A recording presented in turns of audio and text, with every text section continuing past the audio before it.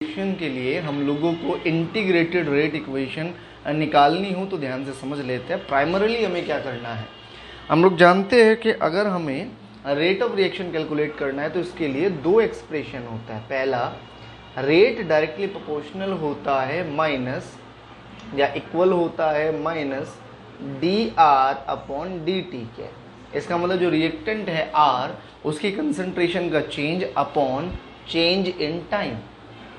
जबकि रिएक्शन की रेट जो है वो बराबर होती है के इंटू रिएक्टेंट की पावर एक्स। चूंकि ये जीरो ऑर्डर रिएक्शन है तो जो यहाँ पावर है वो हो जाती है जीरो। अब अगर ये दोनों इक्वेशंस रेट को ही एक्सप्लेन कर रही है तो इनकी दोनों का जो प्रोडक्ट है वो आपस में भी बराबर होना चाहिए।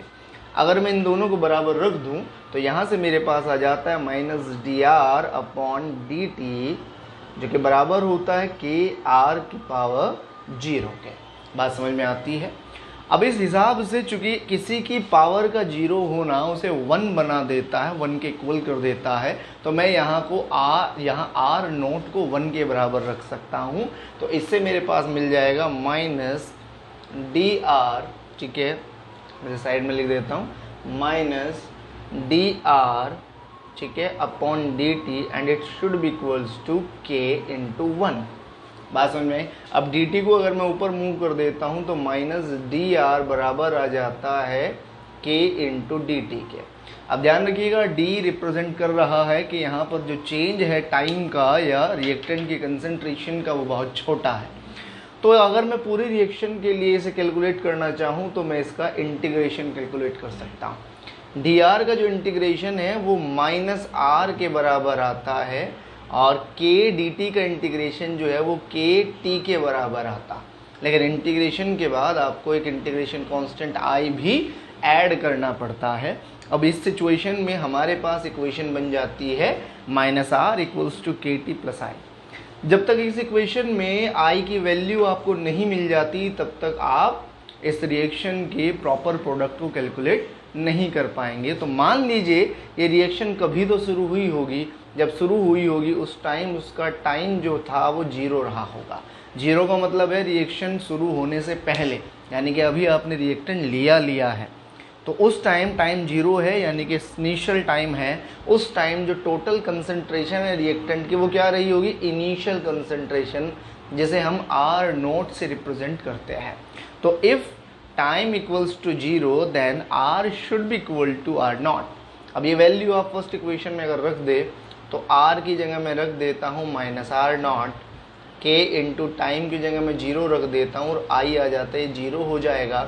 तो यहाँ से आई की जो वैल्यू है वो मिल जाती है आपको माइनस आर नॉट। अब इस वैल्यू को आप इक्वेशन वन में अगर पहुँचा देते हैं तो आपको फाइनली इक्वेशन मिलेगी minus R equals to K into T plus minus R naught. बात समझ में आई। माइनस प्लस यहाँ माइनस आने वाला है और ये माइनस इधर जाकर के प्लस होने वाला है।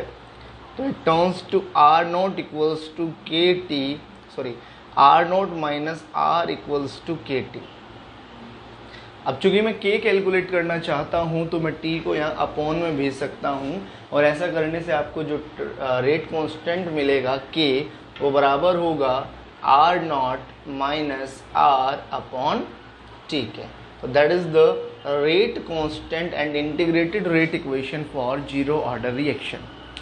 अब इस रिएक्शन के लिए अगर आपको हाफ लाइफ कैलकुलेट करनी हो, हाफ लाइफ पीरियड, ठीक है, तो आप जानते हैं कि हाफ लाइफ पीरियड क्या होता है। हम लोग पहले इसके बारे में बात कर चुके हैं, फिर बात करते हैं। तो हम कहते हैं हाफ लाइफ पीरियड का मतलब होता है वो टाइम पीरियड जब किसी रिएक्शन का रिएक्टेंट जो है वो इनिशियल कंसंट्रेशन का हाफ रह जाता है।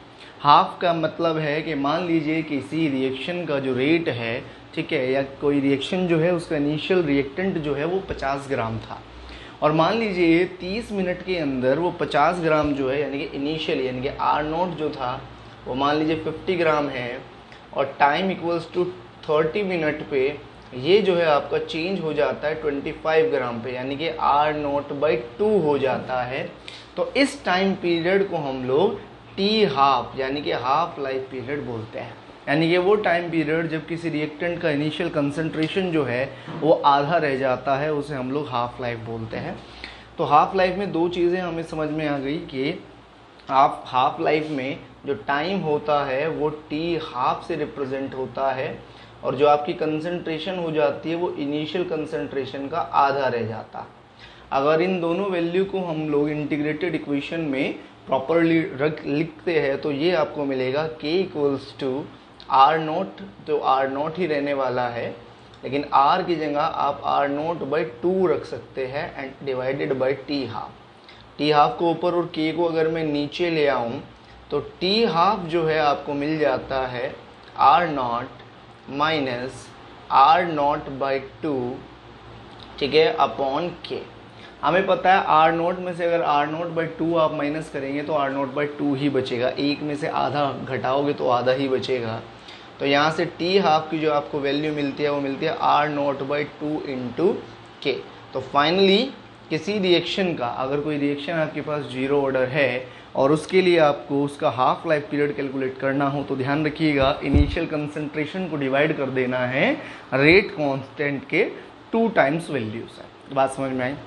अब यहाँ से मैं इसके एक ग्राफ को ड्रॉ करके आपको दिखा देता हूँ कि अगर मुझे यहाँ पर ग्राफ इसका प्लॉट करना हो तो कैसे करूँ। ठीक है, अभी पीछे आपने एक इक्वेशन पढ़ी थी यहाँ पर minus R equals to K T minus R not. ठीक है, इस वाले इक्वेशन को अगर हम लोग रखना चाहे तो यहाँ से हम लोग कैलकुलेशन कर सकते हैं। देखिए, अगर मैं यहाँ से इक्वेशन लेकर के चलता हूँ तो मुझे क्या मिल जाता है देख लेते हैं।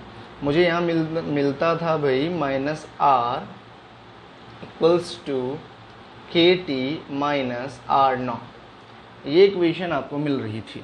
अगर मैं माइनस से पूरी इक्वेशन को मल्टीप्लाई कर देता हूँ तो ये मुझे मिल जाएगा r equals to minus K T plus R naught. इस आर नॉट को मैं पहले लिख दे रहा हूँ, तो r equals to R naught minus K T आपको मिल करके आ जाएगा। बात समझ में, या आप वैसे भी छोड़ना चाहे तो वैसे भी छोड़ सकते हैं।